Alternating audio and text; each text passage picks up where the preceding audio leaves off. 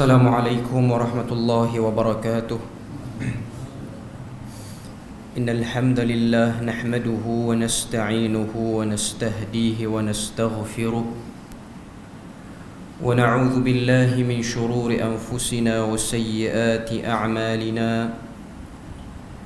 Man yahdihillahu fala mudilla lahu wa man yudlil fala hadiya lahu. أشهد أن لا إله إلا الله وحده لا شريك له وأشهد أن محمدا عبده ورسوله.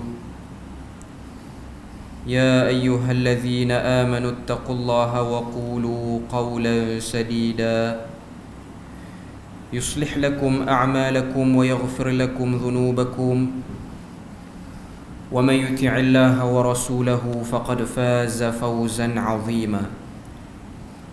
الحمد لله الذي بنعمته تتم الصالحات. ربنا آتنا من لدنك رحمة وهيئ لنا من أمرنا رشدا.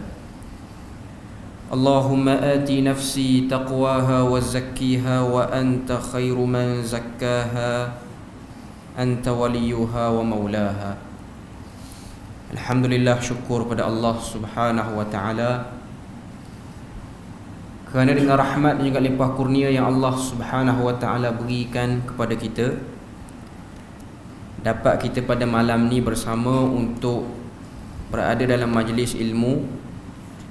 Dan insya-Allah malam ni kuliah maghrib kita akan membahaskan tentang fiqhus sirah ataupun sirah nabawiyah, kefahaman daripada sirah Nabi sallallahu alaihi wasallam, yang mana kuliah kita di sini kita menggunakan kitab Fiqhus Sirah yang ditulis oleh Syekh Muhammad Sa'id Ramadan Al-Buti rahimahullahu ta'ala, yang mana sebelum ni kita masih lagi di peringkat mukaddimah daripada kitab ni. Kita bahas 2 ataupun 3 bab daripada kitab kita ni, 2 bab iaitu mukaddimah. Seterusnya peranan dan perlunya riwayat hidup Nabi sallallahu alaihi wasallam dalam memahami Islam. Dan kita juga sentuh sikit yang terakhir bulan Mac baru ni, 3 bulan yang lepas, sumber-sumber sejarah Rasulullah sallallahu alaihi wasallam ataupun di mana diambilnya sumber sirah Nabi sallallahu alaihi wasallam tu sendiri. Tu cerita 3 bulan lepas. Jadi macam start yang baru balik lah. Kalau 3 bulan lepas tu kira tak ingat terus dah kot. Jadi malam ni kita sebut sikit yang dah lepas-lepas tu. Lepas tu kita nak masuk topik pada malam ni, iaitu rahsia pemilihan semenanjung Arab ataupun semenanjung tanah Arab sebagai tapak pancaran agama Islam ataupun medan dakwah Nabi sallallahu alaihi wasallam. Sebelum ni kita dah bahas apa kepentingan sirah tu. Sebab apa orang Islam kena belajar sirah? Sebab apa kena tahu sirah, khususnya sirah Nabi? Penulis kitab kita Syekh Sa'id Ramadan Al-Buti rahimahullahu ta'ala, dia letak ada 5 sebab kita kena belajar sirah. Yang pertama dia sebut sebab kena belajar sirah ialah kepentingan memahami peribadi Nabi sallallahu alaihi wasallam, sama ada perbuatan baginda dan segala apa yang berkait dengan baginda tu. Sebab apa kena faham, kena belajar? Sebab pertama sekali ianya merupakan tuntutan daripada Allah Subhanahu wa taala kepada sekalian umat Nabi. Maknanya ia perintah untuk kita belajar tentang diri Nabi.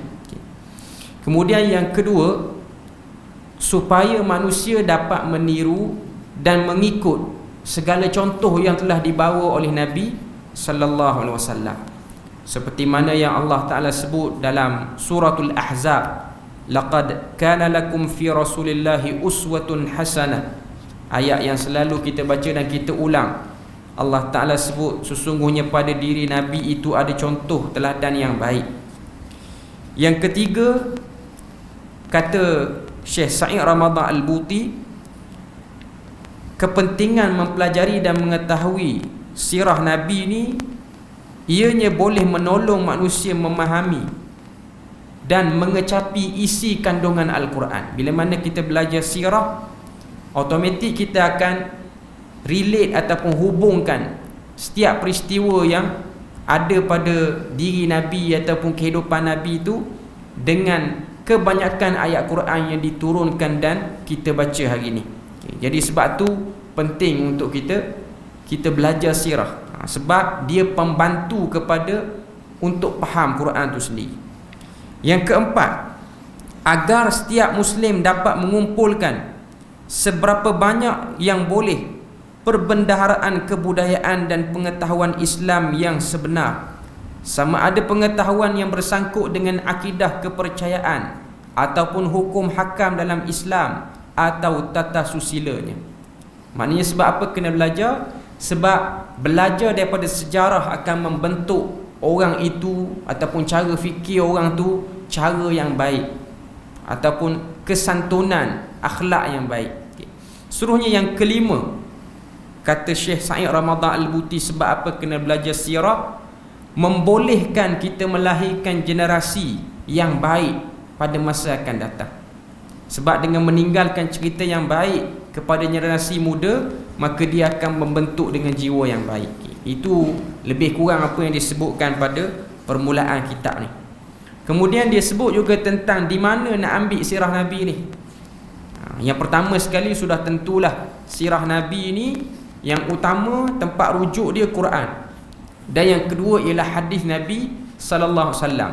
Tapi dengan sebab tadwinus sunnah ataupun pengumpulan sunnah itu satu benda yang besar, dan para ulama menulis kitab-kitab hadis menggunakan metodologi mereka yang tersendiri. Mereka tak tulis dengan tujuan nak himpun cerita. Kadang-kadang mereka tulis untuk tujuan himpunkan hukum hakam dan fatwa. Jadi dia tidaklah memberi gambaran secara menyeluruh, sehinggalah datang seorang tokoh namanya Muhammad ibn Ishaq yang wafat pada tahun 152 Hijrah, yang telah menulis sirah-sirah yang berkaitan dengan diri Nabi, ataupun kita selalu sebut dengan Ibn Ishaq namanya. Sirah Ibn Ishaq, Siyar Maghazi, itu antara sumbangan besar dia. Kemudian diteruskan oleh Al-Waqidi dan juga Muhammad ibn Sa'ad, dan yang paling terkenal sekali ialah Sirah Ibn Hisham yang merupakan saduran.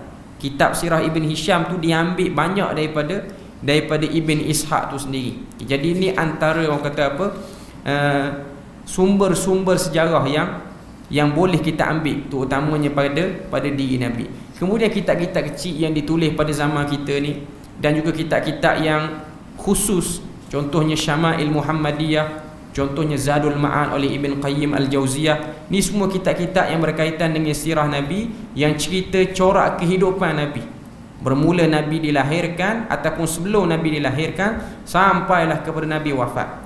Jadi kecaknaan ataupun prihatinnya para ulama terhadap sirah Nabi itu berterusan sampailah ke zaman kita ni pun orang duk tulis lagi buku-buku berkaitan dengan sirah Nabi sallallahu alaihi wasallam. Jadi itu yang dah kita sentuh dulu. Hari ni kita nak bahas rahsia pemilihan semenanjung tanah Arab sebagai tapak pancaran agama Islam. Sebab apa Allah Ta'ala pilih semenanjung tanah Arab menjadi tempat dakwah? Sebab apa Allah Ta'ala pilih semenanjung tanah Arab? Allah Ta'ala tak pilih Barat yang pada waktu tu didominasi oleh Parsi dan juga Rom. Allah Ta'ala juga tak pilih yang bahagian timur, India dan China yang duduk sebelah negara Arab, dan juga kita, kawasan Majapahit, kawasan kerajaan-kerajaan, walaupun itu agak kemudian, kawasan-kawasan orang Melayu kita ni. Tak pilih medan dakwah tu ataupun kitab ataupun rasul akhir zaman diturunkan di situ. Sebab apa? Benda tu dikaji dan diteliti oleh para ulama. Apa hikmah dan apa munasabahnya pemilihan tempat tu sendiri. Sebelum daripada kita bahas sebabnya, kita kena tahu dulu kedudukan negara Arab tu sendiri. Bila mana sebut semenanjung tanah Arab, hari ini dia merujuk kepada Arab Saudi lah. Bila mana sebut semenanjung tanah Arab ni, Mudah kita nak cerita negara Arab Saudi. Negara Arab Saudi sendiri termasuklah negara yang tepi-tepi dia tu. Dulu dipanggil Hijaz. Sekarang ni dah ada pembahagian government state ni, jadi ikut nama-nama negara tu lah. Cuma nak beritahunya, negara teluk tu semua sekali tu dipanggil sebagai semenanjung tanah Arab. Arab Saudinya, Qatarnya, Kuwaitnya, UAE-nya, itu semua duduk sekali. Itu semua orang panggil negara orang Arab ataupun tempat orang Arab duduklah. Pada zaman tu, sebelum ada nama-nama negara ni. Kalau kita tengok di sebelah barat orang Arab pada waktu tu ataupun semenanjung tanah Arab, apa yang ada di sebelah barat? Yang ada di sebelah barat tanah Arab pada waktu tu ialah Rom dan juga Parsi. Rom, kawasan Syam, dan juga atas daripada Syam hari ini Palestin, Syria, Jordan dan lain-lain tu, itu semua kawasan jajahan Rom. Yang mana Rom tu sendiri mereka menganut agama Kristian pada waktu tu, dan mereka sebuah tamadun yang hebat ataupun sebuah kerajaan yang hebat. Lepas tu di sebelah Rom tu pula negara Parsi ataupun hari ini Iran dan juga sebahagian Iraq. Pada waktu tu Parsi ataupun kita sebut sebagai Majusi ataupun Mazdak, macam-macam nama lah yang digunakan oleh ahli sejarah untuk merujukkan pada mereka tu. Ada yang kata tamadun Mesopotamia pun itulah ataupun di situlah. Jadi itu dua kuasa besar yang berada di barat semenanjung tanah Arab. Satu Kristian, satu Majusi. Dan Majusi ni dia ada perbahasan dia sikit. Dia ada perbahasan. Yang Kristian tu kita faham lah. Kita faham Kristian. Dengan sebab negara kita ni jarang dengar, boleh katakan tak ada kot orang agama Majusi tempat kita. Jadi kita kena sebut banyak sikit untuk bahagian orang Majusi tu. Yang mana kau tengok tamadun Mesopotamia ni dia awal lagi berbanding Kristian.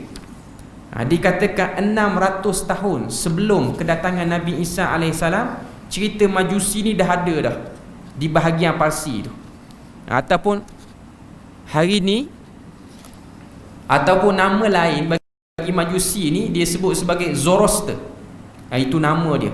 Dan masih lagi ada saki baki dia di Iran hari ni, Zoroaster tu. Agama Zoroaster ni kalau kita tengok dia peringkat awal, dia menyembah Tuhan yang satu, peringkat awal. Lepas daripada kuasa kerajaan dia besar sikit, dia orang dah pandai sembah dewa, dan akhirnya daripada konsep satu Tuhan tu berubah jadi politism, iaitu banyak Tuhan.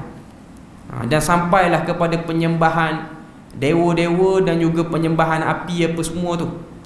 Cuma nak beritahunya kepada kita bahawasanya mereka antara kuasa yang besar dan hebat pada waktu tu. Sebut tamadun Mesopotamia ni sampai hari ni kalau kita pergi di Iran, kesan tu masih ada. Iran dan Iraq, dua tempat ni masih hidup banyak lagi dia orang punya monumen Majusi dia orang tu. Jadi itu benda yang kita boleh tengok. Itu yang ada sebelah orang Arab, dan mereka ni hebat. Mereka ni hebat. Cuma kalau kita tengok kecenderungan dua kerajaan ni, Majusi dan juga Rom ni, kerajaan Parsi dan juga Rom ni, dia orang punya kecenderungan tu lain. Majusi ataupun Parsi, mereka ni ada satu kefahaman ataupun ada satu konsep. Bila mana mereka dah kuat ni, mereka nak jaga keturunan kerajaan Parsi itu sendiri. Jadi mereka ada buat satu sistem, iaitu sistem raja-raja Parsi ni, dia akan berkahwin dengan mak dia, dia akan berkahwin dengan anak perempuan dia. Jadi itu benda yang berlaku. Maknanya dia orang monopoli semua orang perempuan daripada kumpulan mereka. Semua orang perempuan. Maknanya mudah ceritanya, dia orang jadikan orang-orang perempuan daripada kumpulan mereka ni sebagai tempat ataupun sebagai, yang pertama nafsu lah, yang kedua untuk kekalkan keturunan tu tak jatuh kepada orang lain, supaya berlega dalam keturunan tu saja. Berlega dalam keturunan tu. Yang mana hari ni kau tengok benda tu berlaku sedikit dalam pemerintahan orang barat hari ni, terutamanya di Britain. Kalau kita baca sejarah, Ratu Elizabeth tu dia datang daripada perkahwinan adik-beradik. Benda tu ada. Konsep tu ada.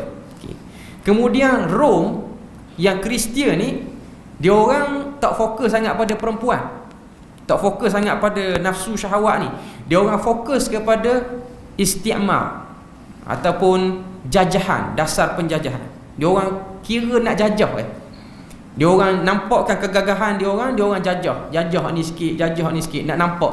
Sebab dia orang nak jaga harta negara. Okay. Cuma nak beritahu pada kita kecenderungan dua kerajaan ni, satu nak jaga kuasa, jangan jatuh pada orang lain. Yang kedua nak jaga harta, jangan mengalir pada orang lain. Sama je lah, nak jaga nasab supaya tak pergi pada orang lain. Yang kedua harta negara supaya tak berlega kepada orang lain. Dan inilah punca kerosakan manusia. Manusia bila mana dia fokus pada syahwat dan juga pada perut dia akan jadi macam tu. Dia akan jadi tak puas. Tapi bangsa Arab pada waktu tu tak terkesan dengan dua kerajaan ni. Yang tu belah barat. Okay. Yang di belah timur orang-orang Arab ni ataupun semenanjung tanah Arab ni, kerajaan India dan juga kerajaan China pada waktu tu. Dia orang dah wujud. Cuma India yang duduk dekat dengan bangsa Arab ni, mereka terkesan dengan Parsi. Sebab tu kalau kita tengok, kalau orang yang kaji sejarah dia akan nampak kesan persamaan Sanskrit dan juga bahasa Parsi tu lebih kurang. Sebab tu konsep dewa-dewa yang ada dalam Hindu juga nama dia tu asimilasi lebih kurang dengan nama dewa-dewa yang ada dalam agama Majusi ataupun Zoroaster tu.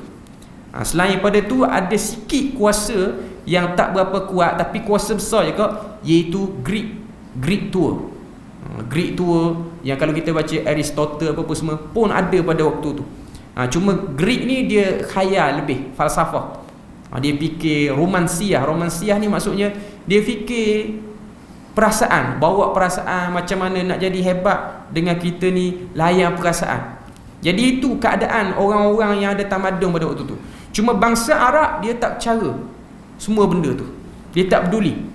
Dia tak peduli Rom, dia tak peduli Parsi, dia tak peduli Greek, dia tak peduli India dengan tamadun dia tak peduli dengan China dengan dinasti-dinasti dia. Arab pada waktu tu dia orang fokus kabilah dia, kambing dia orang, unta dia orang tu je. Kalau kambing dia orang dan unta dia orang dikacau oleh Rom Parsi, baru dia orang berurusan dengan Rom Parsi ataupun kerajaan-kerajaan yang kacau tu.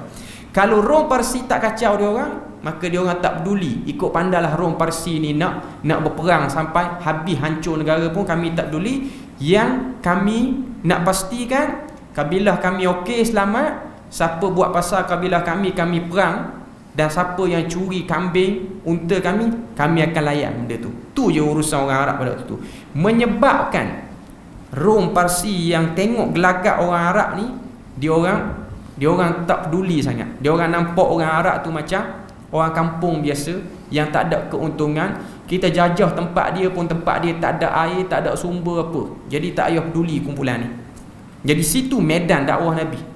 Medan dakwah Nabi di situ. Bangsa Arab yang keras, degil. Kita kira degil lah. Sebab bangsa yang nak duduk situ tak mau maju walaupun dikelilingi oleh kerajaan-kerajaan yang maju. Okay. Dan bangsa yang duduk di kawasan yang tidak produktif, kawasan yang gersang. Situ dakwah Nabi sallallahu alaihi wasallam. Okay.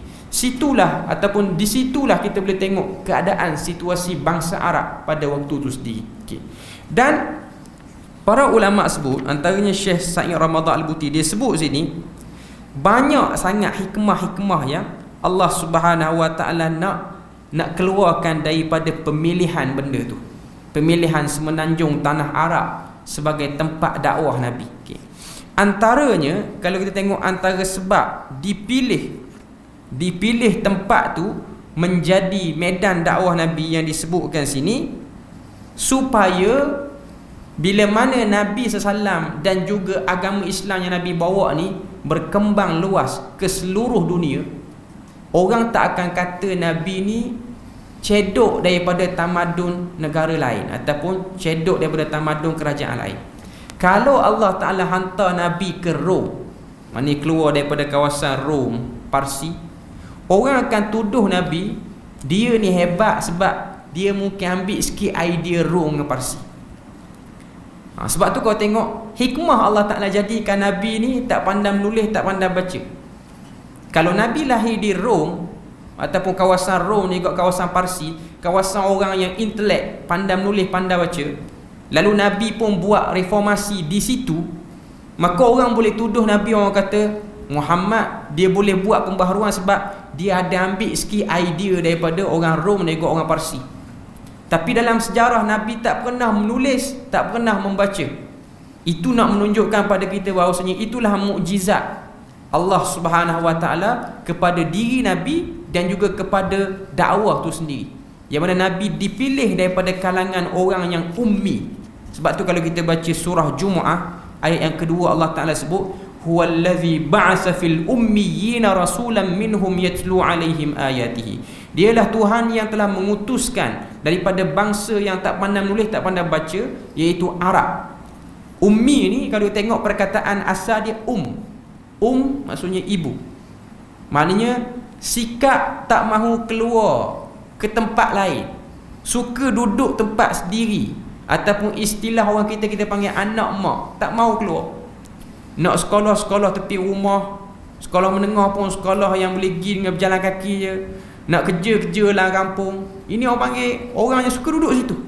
Itu sikap bangsa Arab. Beza dengan bangsa-bangsa lain. Bangsa lain dia orang keluar ke mana-mana tempat, dia orang berjalan. Tapi bangsa Arab tak, dia orang akan duduk situ je. Dan kalau kita tengok sikap bangsa Arab seperti ni, tak mahu keluar ke mana-mana ni, masih lagi ada sedikit di kalangan masyarakat mereka hari ini. Kalau kita pergi ke kawasan-kawasan Badui ataupun Bawadi, tempat orang-orang Arab Badui, dia orang masih lagi ada pemikiran seperti itu. Pemikiran rasa dia orang je paling hebat, rasa dia orang je paling maju. Saya ingat duduk di Jordan dulu, sampai hari ni kerajaan Jordan duk war-warkan kita akan buat menara tertinggi di dunia di Jordan. Tuan-tuan boleh google. Menara tu tak siap sampai hari ni, tapi orang Jordan tu percayalah kerajaan dia akan buat menara tertinggi di dunia. Padahal menara tertinggi di dunia lama dah UAE duk ambil, tapi dia duk shock lagi, duk kata dia akan dapat. Saya ingat bila mana siap airport, lapangan terbang Jordan 2 tingkat siap. Saya belajar tahun 1 tu airport lama, naik tahun 2, tahun 3 tu airport baru. Model lah sikit pada zaman dulu, pada zaman tahun 2011, 2012 tu. Kita naik teksi nak balik Malaysia, driver teksi tu tanya saya, dia kata di Malaysia ada tak airport secanggih Jordan ni? Ayat dia tu kemah, secanggih Jordan. Kita kata Malaysia 5 tingkat, mu baru 2 tingkat mu sebut secanggih dah. Tapi kalau kita lawan tak menang dia, kerahkan kata tak menang dah dia. Dia tetap rasa dia hebat, dia tetap rasa dia hebat. Sebab tu kalau kita tengok sebahagian orang kita pergi belajar di Jordan baik, di Mesir pun baik, dia akan tanya kita, di Malaysia ni tak ada universiti yang ada pengajian Islam ke sampai kena mari sini? Ayat tu besar diri molek. Kita kata ada, universiti kami cantik lagi pada universiti kamu. Cuma sebahagian kita ni nak merasa tapak tanah laluan para Nabi dan Rasul, sebab tu nak pergi belajar sana. Cuma dari segi fasiliti taklah sangat. Sampai kali ni universiti yang saya belajar tu, saya pergi tahun lepas pun, papan putih, papan hitam lagi dengan kapur. Kita sekolah rendah kita pun tak ada dah benda tu. Tapi di sana benda tu biasa. Papan hitam maknanya pensyarah Profesor Madya mengajar penuh dengan debu kapur. Tapi itulah dia rasa satu tempat perubahan manusia hebat lah tu. Tapi memang ramai lah orang-orang alim di Malaysia ni belajar situ, jadi alim kerana tempat tu. Cuma saya nak sebut sini sikap dia orang tak mahu tengok. Tak mahu tengok. Dia orang tak peduli. Bahkan kita boleh tengok ketika mana berlaku COVID-19 baru ni, dia orang tak peduli. Tuan-tuan boleh tengok di Mesir, dia orang masih lagi kata tak, kita orang tak ada kes COVID, padahal mati lebih ramai dah. Dia orang rasa okey. Dan adalah sikap seperti tu. Kalau tuan-tuan tengok di Yaman lagi teruk. Dia punya sikap terlalu duduk dalam kampung dia je. Duduk dalam kampung dia. Dia tak akan keluar ke mana-mana. Tambah pula kalau kita orang-orang Malaysia ni, kita pergi ke sana, dia orang disalah fahamkan keadaan orang Malaysia. Saya tak pastilah siapa yang bawa cerita kepada orang Arab di Jordan ni mana. Cuma kalau dia tahu kita orang Malaysia, dia mesti akan tanya, rumah kamu ni duduk atas air ke? Sebab orang-orang Jordan ni, dia ingat orang Malaysia ni, dia ada tengok satu dokumentari di Jordan ni, ada satu siaran televisyen. Siaran televisyen tu, Arab tu dia pergi ambil gambar kawasan tu, Lahad Datu, kawasan mana-mana, kawasan yang memang rumah atas air tu, bajau laut punya rumah. Okay. Jadi dia duk ingat seluruh orang Malaysia macam tu. Dia kata dahsyat orang Malaysia, rumah tepi sungai ada buaya, macam mana lah orang hidup. Dia tak tengok lagi rumah Pangsa Puri di KL tu apa semua. Cuma dia orang duk rasa dia orang berpada dengan maklumat tu je. Itu sikap tu daripada zaman Nabi dulu, sebelum Nabi lahir sampai ke sekarang ni masih ada. Sebab tu kau tengok bila mana berlaku rusuhan di Jordan ni, Mu'tah ni tempat berlakunya peperangan Mu'tah. 3 orang sahabat Nabi gugur situ. Mu'tah ni kawasan orang suka merusuh, orang Arab suka merusuh. Naik harga gandum, usuh, harga roti usuh. Dia orang akan bakar balai poli, itu benda biasa. Ketika mana berlaku isu benda, saya tak ingat Universiti Mu'tah dulu, orang Malaysia ramai situ. Dia orang keluarkan senjata dia orang bom universiti. Benda tu biasa. Bila mana wartawan pergi wawancara orang-orang yang buat rusuhan ni, tanya sebab apa merusuh ni, dia tak tahu ramai orang merusuh, kita pun merusuh. Tak tahu apa, tengok ramai orang merusuh, kita pun merusuh. Sikap seperti itu, pemikiran seperti itu ada. Cuma Nabi datang tu, Nabi buang sikit, tapi masih ada lagi sampai zaman sekarang ni. Masih wujud zuriat seperti itu tu, masih ada dengan cara fikir seperti itu. Sebab tu Rom dan Parsi bila mana dia tengok Arab, dia orang tak rasa bangsa Arab ni menguntungkan kalau kita pergi jajah dia orang pun. Sebab orang Arab pada waktu tu, dia orang perang saudara selama 100 tahun. Isunya dia tak berapa lekat.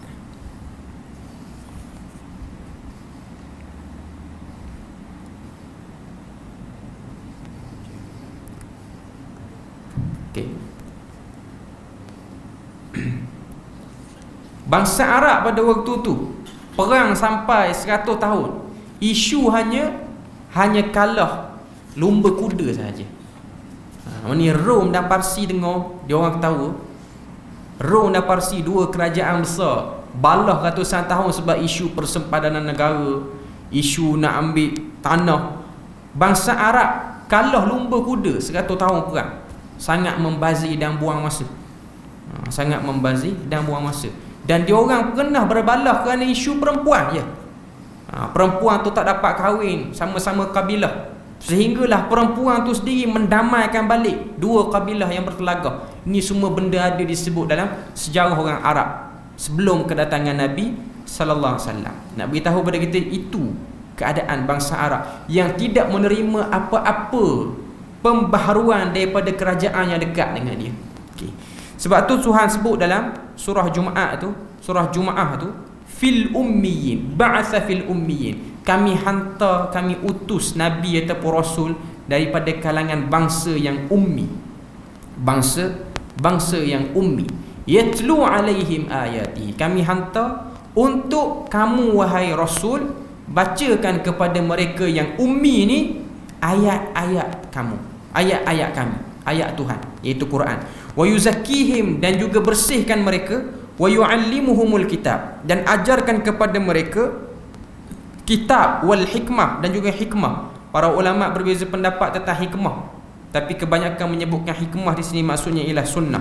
Wa in kanu min qablu la fi dhalalim mubin, kerana sesungguhnya kamu itu berada dalam keadaan yang sangat-sangat sesat pada waktu itu. Sesat yang disebut pada ayat kedua surah Jumaah ni ialah sesat bermaksud pengetahuan cetek, bukan sesat agama yang macam kita faham ini. Sebab Rom Parsi itu pun sesat juga, dia orang tak dapat wahyu juga. Okay. Cuma sesat yang dimaksudkan sini ialah sesat dari segi kesantunan, dari segi adat masyarakat, mereka sesat, moral dia orang tu rendah. Sebab tu kalau kita tengok masyarakat Arab pada waktu tu, dia orang nampak, dia orang ambil sikit daripada Parsi apa semua, tapi dia orang ambil untuk kepentingannya. Dia orang jadikan perempuan sebagai benda untuk ditukar ganti. Tidak ada kehormatan pun kepada perempuan. Sehingga datang Nabi sallallahu alaihi wasallam, Nabi ubah balik benda tu. Okey. Tu antara hikmah yang disebutkan oleh para ulama. Hikmah yang kedua, sebab apa pilih tanah Arab ni? Kata Syekh Sa'id Ramadan Al-Buti, di segi kedudukan ilmu alam, maka semenanjung Arab ini dipilih untuk bebanan tanggungjawab dakwah Islamiah kerana situasi dan kedudukannya di tengah-tengah berbagai bangsa. Maknanya sebab apa pilih? Sebab dia duduk di tengah-tengah. Kedudukan negara Arab tu center, duduk dekat dengan Rom, Parsi, orang yang kita kira orang kulit putih lah, Mak Saleh lah hari ni kita sebut. Okay. Duduk dekat juga dengan bangsa timur ni, India, China, yang bercakap bahasa lain. Okay. Jadi kalau Islam dapat tertegak di situ, dia dapat masuk ke semua tamadun.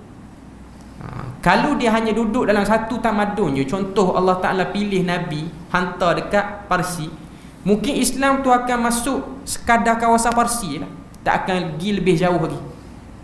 Tapi dengan sebab Islam datang daripada bangsa Arab, tambah pula bangsa Arab ni ada keunikan yang lain. Walaupun dia orang tu ada sifat jaf, kasar dia orang, tapi dalam masa yang sama mereka ada kelebihan-kelebihan lain. Jadi itu sebab antara benda yang menjadikan tempat tu sebagai dakwah ataupun tempat tu sebagai medan. Okay.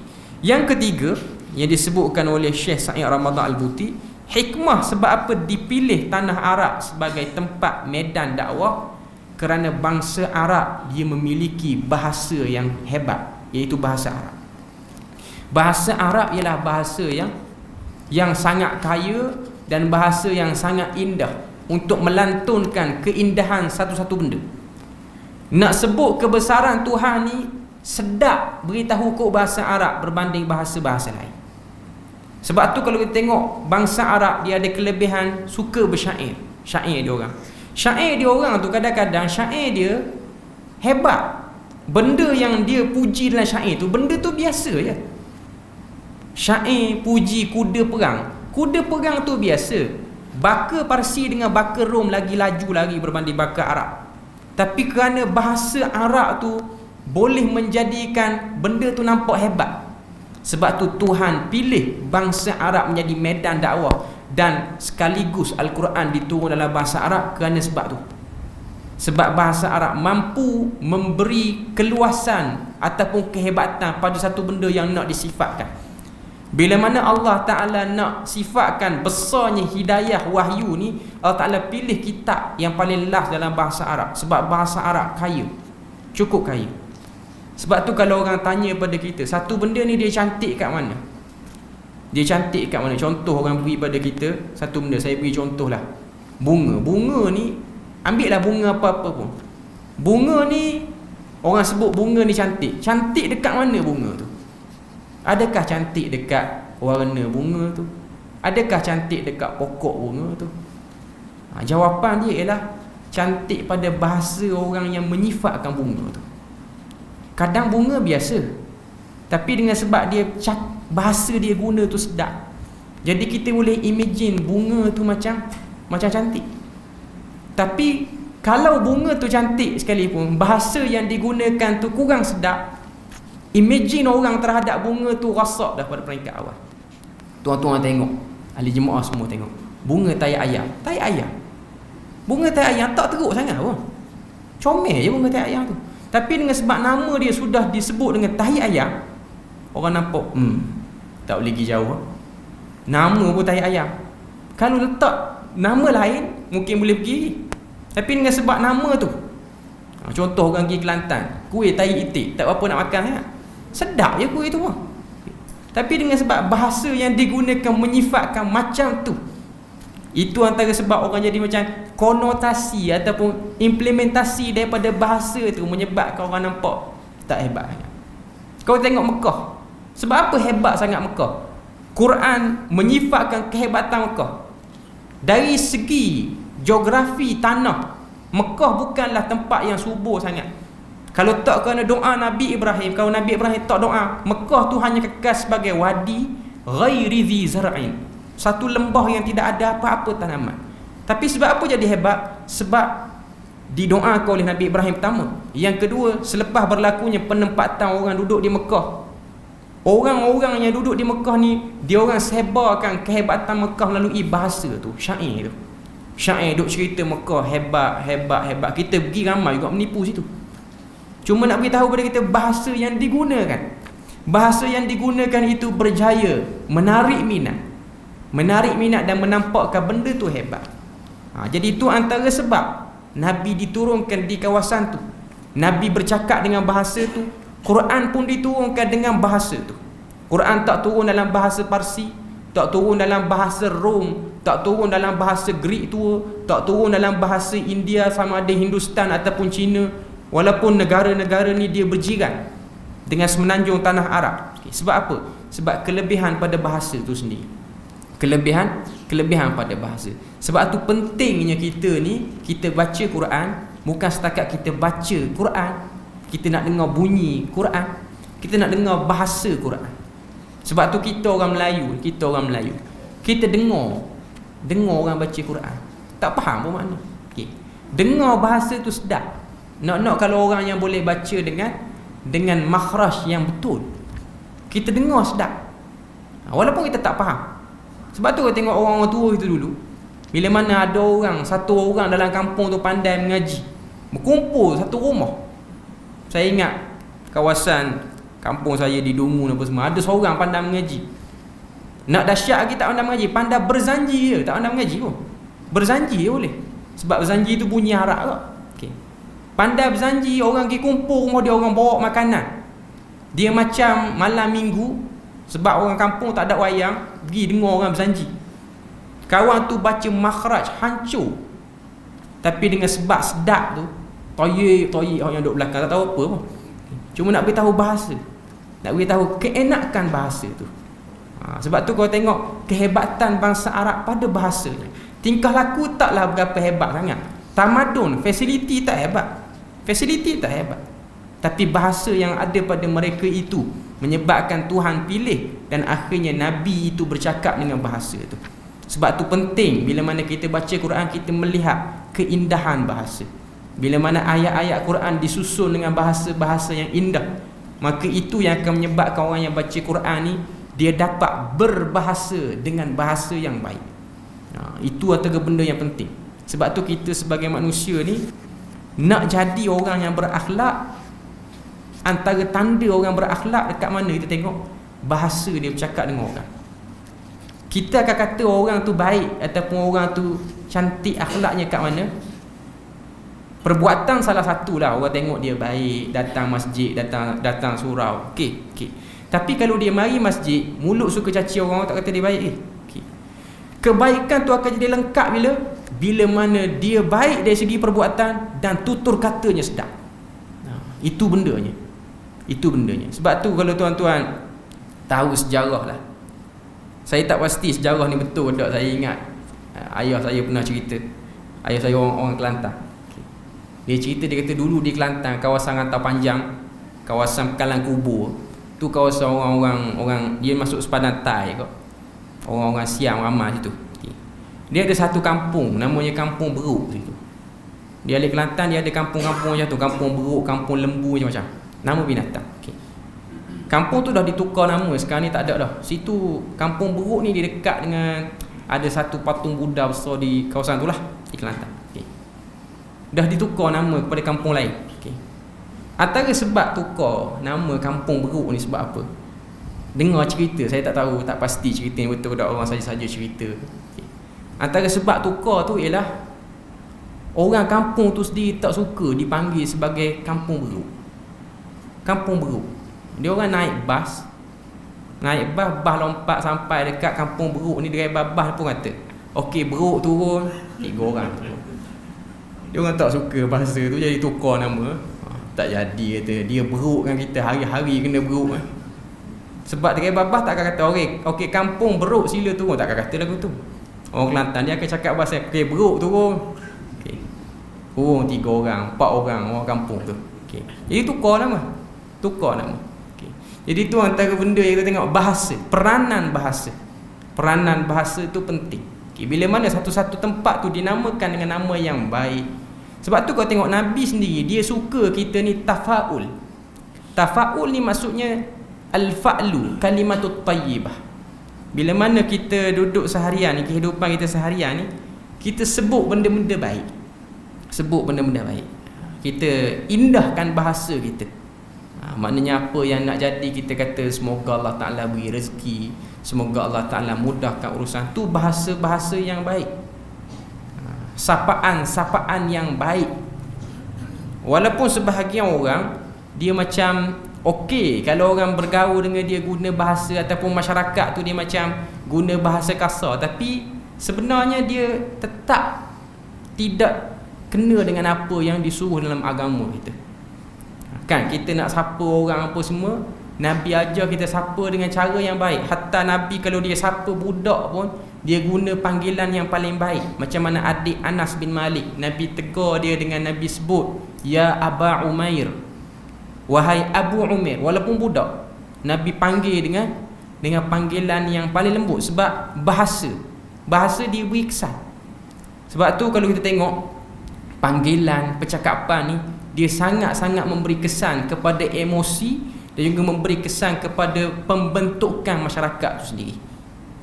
Kalau orang tu dia cakap dengan bahasa yang baik, maka zuriat dia, orang sekeliling dia, ataupun kalau dia tu tokoh masyarakat, dia mampu melahirkan masyarakat yang cakap dengan bahasa baik.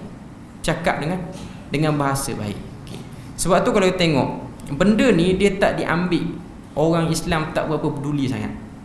Orang bangsa lain yang peduli. Kalau tuan-tuan tengok pendidikan, benda ni boleh tengok dalam banyak artikel. Pendidikan di Jepun, di negara Jepun, cikgu sekolah, sama ada sekolah rendah ataupun sekolah menengah, pagi-pagi ambil attendance, kehadiran. Ambil attendance, kehadiran pelajar dalam kelas. Kalau kita, tempat kita ni, sebut nama je lah, Ahmad ke Muhammad ke. Okay. Tapi di Jepun, dia ada SOP dia, dia kena sebut tuan di depan. Jangan sebut nama saja-saja, tak boleh. Panggil budak tu tuan sekian, cikgu tu panggil. Hatta darjah 1 kena panggil dengan panggilan tu. Sebab dia akan beri kesan, budak tu dia akan rasa macam cikgu dia menghargai dia. Dia rasa macam dia tu ada guna lah dalam kelas tu. Bukanlah orang yang duduk belakang, duduk dekat dengan tong sampah, cikgu pun tak peduli sangat. Itu kalau tengok common sense, benda kecil je. Okay. Benda tu Nabi dah tunjuk pada kita. Cuma nak beritahu bahasa, kepentingan bahasa dalam menjadikan tamadun, satu-satu tamadun tu hebat. Sebab tu bangsa Arab, dia orang ada satu kelebihan ni. Lepas tu datang Nabi Muhammad sallallahu alaihi wasallam membawa hidayah, membawa risalah. Nabi menggunakan bahasa kaum dia sendiri, dan akhirnya Allah Ta'ala memuliakan bangsa tu dengan kelebihan tu, kelebihan bahasa tu. Sebab tu kalau tengok bahasa Arab ni, dia ada keunikan di sini. Bahasa-bahasa lain ada keunikan yang tersendiri juga. Okay. Cuma bahasa Arab ni ialah, kita orang Islam ni kalau sebut bahasa Arab, hakikatnya dia ada nilai yang tinggi. Walaupun hadis berkaitan dengan bahasa ahli syurga, itu ialah bahasa Arab masih lagi dipertikaikan oleh para ulama. Saya sendiri dalam bab tu, kalau orang tanya saya, orang ahli syurga ni bercakap bahasa Arab ke bahasa apa? Tak ada sebut. Quran tak sebut ahli syurga bercakap bahasa apa. Quran tak sebut ahli syurga bercakap dengan bahasa Arab bahasa apa. Ibnul Qayyim di dalam isu ni dia kata tidak ada petunjuk dalam bab ni.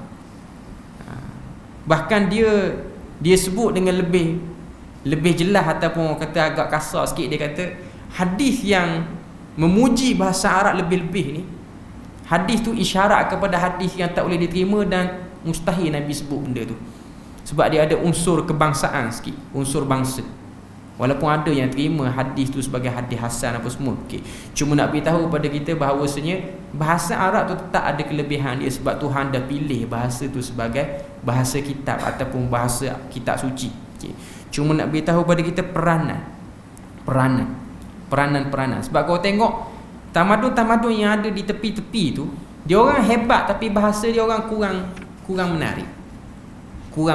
Bahkan kalau tengok selepas daripada Islam tu berkembang, Maknanya Islam tu sudah kuat di zaman Umar Al-Khattab, boleh takluk Parsi, boleh takluk Rom.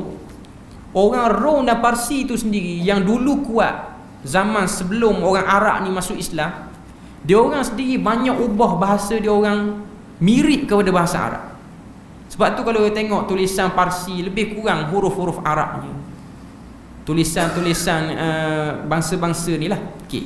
Dia orang sendiri melihat keindahan bahasa tu duduk di situ. Keindahan bahasa duduk di situ. Dan dia satu benda yang menjadi sebab Tuhan pilih benda tu. Okay.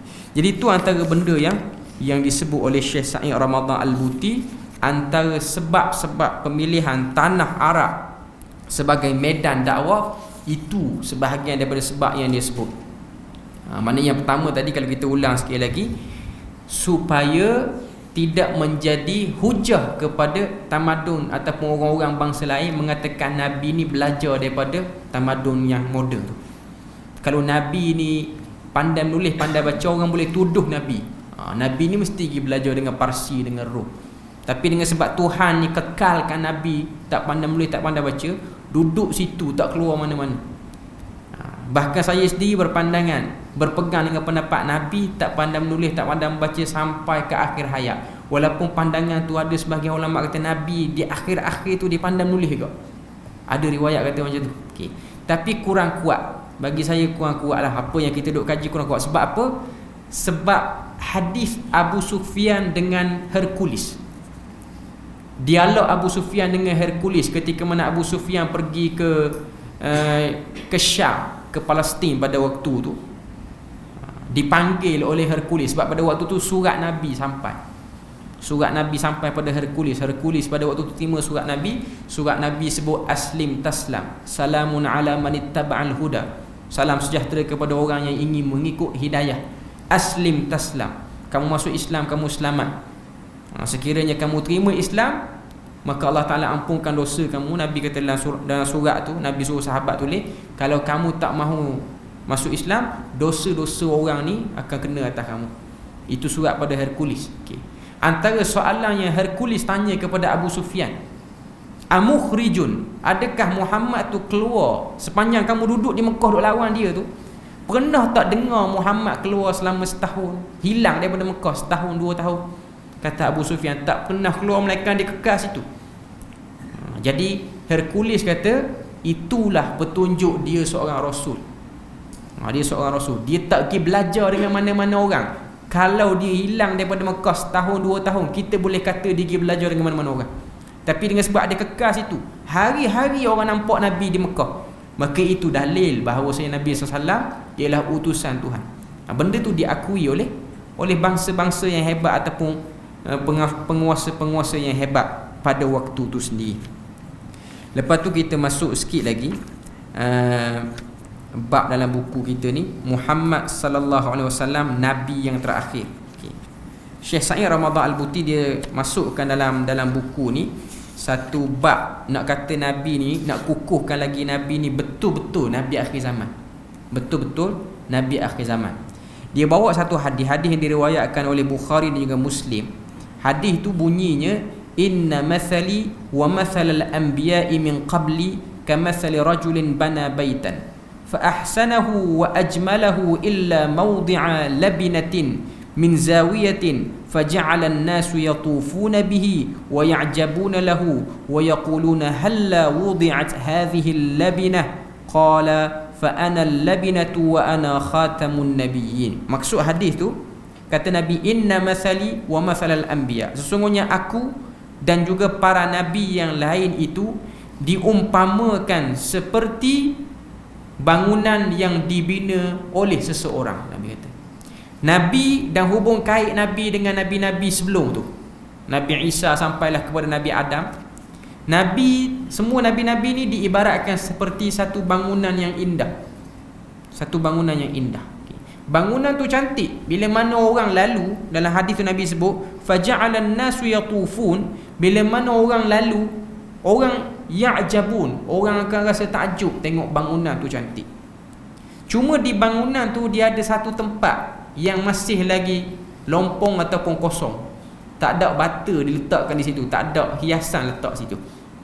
Lalu orang-orang yang lalu tu pun kata, halla wudi'at hadhihi labinah, kenapa tempat ni tak diletakkan satu hiasan yang cantik? Maka Nabi kata, fa ana labinah, akulah hiasan yang terakhir tu. Wa ana khatamun nabiyyin, akulah kemuncak kepada bangunan tu, maknanya akulah penarik kepada bangunan tu. Nabi nak sebut dalam hadis ni apa dia? Nabi dengan nabi-nabi lain ada kaitan yang sangat kuat. Pertama, kaitan dari segi risalah dakwah Nabi sama. Nabi dan juga nabi-nabi lain, dia datang kepada kaum dia, risalah dia sama. Risalah dia, u'budullah, sembah Allah, wajtanibut taghut, dan jauhkan diri kamu daripada taghut ataupun benda-benda yang mensyirikkan, menyesatkan. Okey. Dan keterkaitan yang kedua Nabi dengan nabi-nabi yang lain dari segi nasab. Sebab Nabi Muhammad tu nasab dia bersama dengan Nabi Ibrahim. Okay. Cuma specialnya Nabi ni, Nabi Muhammad ni, dia penutup. Dia tu menjadi, kalau kita kata bangunan, satu bangunan tu, ada satu tempat yang orang nak tengok situ. Bangunan tu cantik di situ. Contoh kita pergi ke Mekah ke, bangunan jam tu kat mana cantik dia? Jam tu orang tengok jam tu. Yang bangunan tu pun cantik dah, cuma penarik dia situ. Penarik dia di situ. Orang nak tengok yang situ. Okay. Jadi Nabi kata, akulah diumpamakan seperti benda tu. Aku penarik kepada semua tu. Okay. Jadi dalam bab yang kedua ni, perbahasan kita pada malam ni, apa yang nak disampaikan oleh Syekh Sa'id Ramadan Al-Buti nak beritahu pada kita, yang pertama, para ulama telah ijma' mengatakan Nabi Adam sampai Nabi Muhammad seruan tauhid sama. Seruan tauhid sama. Apa yang dibawa oleh Nabi Adam, sembah Allah satu, ataupun istilah teologi kita panggil monotheism, istilah satu Tuhan, konsep satu Tuhan. Nabi Adam bawa yang tu, Nabi Muhammad yang last pun bawa yang tu. Berbeza. Maknanya tak berbeza, kekal. Dan yang berbeza di kalangan nabi-nabi ni ialah perundangan dan juga tata susila ataupun syariat kita sebut. Itu yang beza. Hubung kait Nabi. Cuma nak sebut sini, syariat yang ada pada umat Nabi Muhammad itulah yang paling cantik. Sebab perumpamaan dalam hadis tu, bata ataupun hiasan yang paling menarik. Syariat Nabi-Nabi lain ni hebat juga, cuma syariat Nabi Muhammad lah yang paling hebat. Sebab apa? Syariat Nabi Muhammad ni dia ringan, tapi dia ada pahala yang banyak. Bulan Ramadan ada satu malam yang hebat. Malam tu kalau buat ibadah dapat pahala banyak. Umat lain tak dapat. Umat Nabi Muhammad, siapa-siapa yang buat salah, dia taubat pada Allah Ta'ala, taubat sungguh-sungguh, Tuhan akan beri keampunan. Umat Nabi Musa buat dosa, taubat dia macam mana? Bunuh diri. Taubat dia. Buat dosa besar, zina ke, minum arak ke, bagi kaum Nabi Musa, macam mana penebusan diri terhadap kesilapan tu? Bunuh diri. Hukum hak dia gitu. Tapi umat Nabi Muhammad ni dia tak ada hukuman yang sedahsyat tu. Walaupun dia umat yang akhir zaman, dia last sekali berbanding umat-umat lain, dan umat-umat lain tu ada kehebatan dia. Kehebatan dari segi umur panjang, kehebatan dari segi tubuh badan yang hebat, kaum Ad, kaum Samud. Dan umat Nabi Muhammad dari segi benda tu taklah seperti umat-umat lain, tapi dia ada kehebatan dia, iaitu kehebatan pada syariatnya. Kehebatan pada syariatnya. Okay, jadi dalam bab ni, apa yang nak disampaikan, Nabi itu pelengkap kepada nabi-nabi yang lain, sekaligus Nabi itu menjadi hujah kepada nabi-nabi lain. Dan kita umat ni akan jadi hujah kepada nabi-nabi lain, kita umat akhir zaman. Sebab ada satu hadis yang Nabi cerita bila mana dihimpunkan Nabi bersama dengan kaum dia, maka Allah Ta'ala akan tanya Nabi dan kaum dia. Allah Ta'ala tanya kaum dia, adakah datang pada kamu Rasul untuk beritahu tentang tauhid? Kaum dia kata tak ada yang datang beritahu. Maka Allah Ta'ala tanya pada Nabi yang diutus pada kaum tu, adakah kamu tak sampaikan? Dia kata, aku sampaikan. Apa bukti kamu sampaikan? Tanya umat Nabi Muhammad. Dia orang tahu cerita aku pernah sampaikan. Kita tahu dakwah Nabi Nuh 950 tahun tu dalam Quran. Maknanya kalau Nabi Nuh mari kat Nabi Muhammad minta supaya umat dia akui, umat Nabi Muhammad akui, kita boleh akui. Maknanya kita ni menjadi modal kepada nabi-nabi yang lain. Okay. Jadi itulah sedikit sebanyak ngam-ngam masuk waktu dah. InsyaAllah kita akan sambung lagi perbahasan kita pada minggu yang seterusnya. Cuma minggu depan kita akan sambung tafsir surah Ghafir. Minggu ketiga kita akan sambung balik sirah ni. Subhanakallahumma wa bihamdik asyhadu an la ilaha illa anta wa astaghfiruka wa atubu ilaik. Wassalamualaikum warahmatullahi wabarakatuh.